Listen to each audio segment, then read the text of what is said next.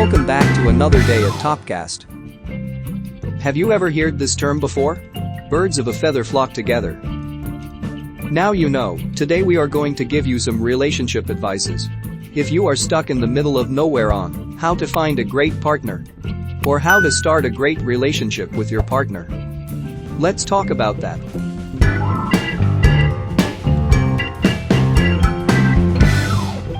Communication is vital. Very few of us are able to read one another's minds, so it's important to express things that weigh on us, whether they're positive or negative. Little behaviors that bother us can become more irksome over time, so it's good to address them early, before the irritation accumulates to the point of anger. Similarly, miscommunications can lead to some pretty ugly arguments, so if you're uncertain about something, try to discuss it calmly so you can sort things out. You may have misheard or misread something your partner said did and taken it totally out of context. So clarify before freaking out about anything. Even though we may feel that we know our partners well after being with them for several years, remember that we all grow and change over time. And methods of communication must change along with us as needed. Don't put boundaries on others. You can't put boundaries on someone else, only yourself. If someone is treating you badly, you can't change their behavior. But you can ask yourself why you accept it and how you can put a boundary on yourself so that you won't accept it again. It made me take more responsibility for my role in bad relationships. Instead of feeling like a victim of circumstance, I was empowered to reject bad treatment and choose a different person. Also, remember that life is a self-fulfilling prophecy. If you believe you are undeserving of happiness, love and prosperity, that's what the universe will give you. Never take each other for granted. Be aware of every wonderful thing that your partner does for you and express your gratitude whenever possible. This might be as simple as thanking them for doing the dishes after you've eaten dinner, or telling them how much it means to you that they make your coffee tea exactly the way you like it.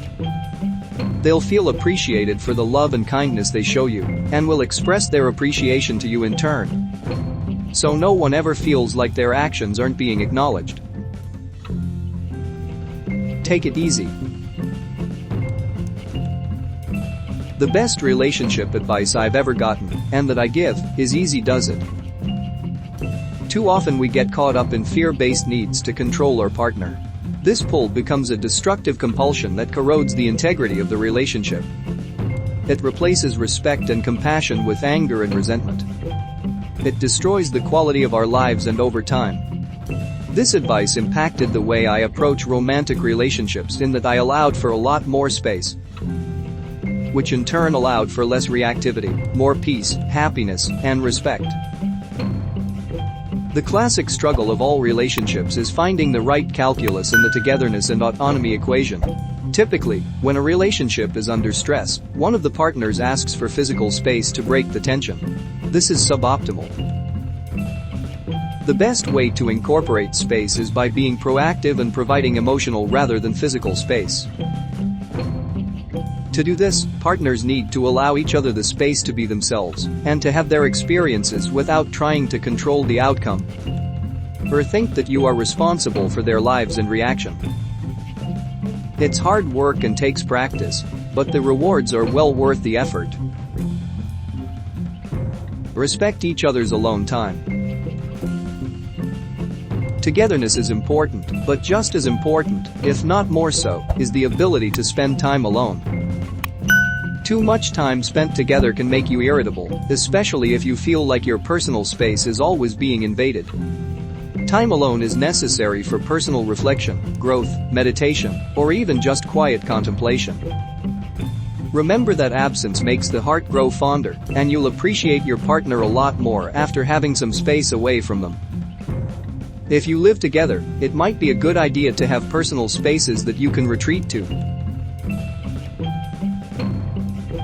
Share some hobbies and have solo pursuits as well.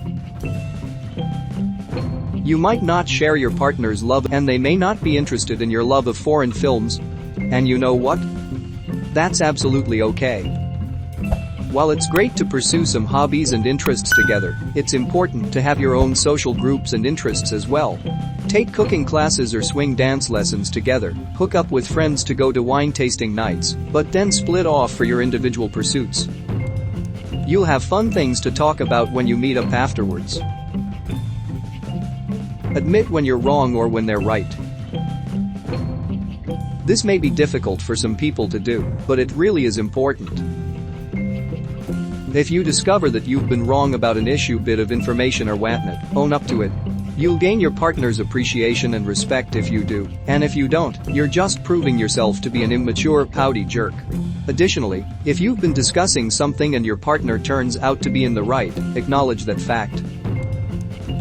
They may have been filled with self-doubt, and acknowledging their awareness or knowledge may boost their self-esteem exponentially. Leave the past in the past. If you work through a hardship together and come to a positive resolution, move past it and use the experience as an opportunity to learn and grow. Don't refer back to it during arguments, don't bring it up as a means of guilt-tripping your partner. And try not to assume that just because something happened once, that it'll happen again. What's past is past, and rehashing old ugliness will just poison future happiness. Let it go. Mutual goals are important.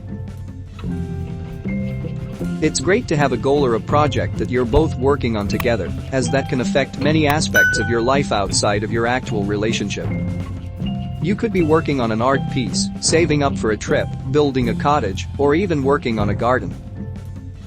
Determine your strengths for the project so you're working in harmony. And build something amazing that you can be proud of having achieved as a team. Be honest. Some people lie to their partners for years out of fear of hurting or offending them. But that can lead to a whole lot of ugliness on all sides. The one being lied to will know that something is wrong, and the one lying may feel more and more frustration about holding back, and the relationship may end up suffering badly as a result. This honesty doesn't have to deal with outright lies, but rather personal interests or preferences that may have changed over the years. Alternately, there could be some serious issues that really should be dealt with, but are internalized out of fear of hurting the other person. Ultimately, honesty really is the best policy, and a strong couple will be able to work through just about anything together. Sometimes we get so hung up on our expectations that we miss how beautiful our relationships are and the lessons they're teaching us. Realize that every relationship has value, no matter how long it lasts. Remember this. Matchmaker and dating and relationship expert April Bass says, "There's no such thing as a failed romance. Relationships simply evolve into what they were always meant to be. It's best not to try to make something that is meant to be seasonal or temporary into a lifelong relationship. Let go and enjoy the journey." Hope you enjoy this video. So please share the video with your loved ones. And also don't forget to subscribe and press the notification button to get notified about further updates.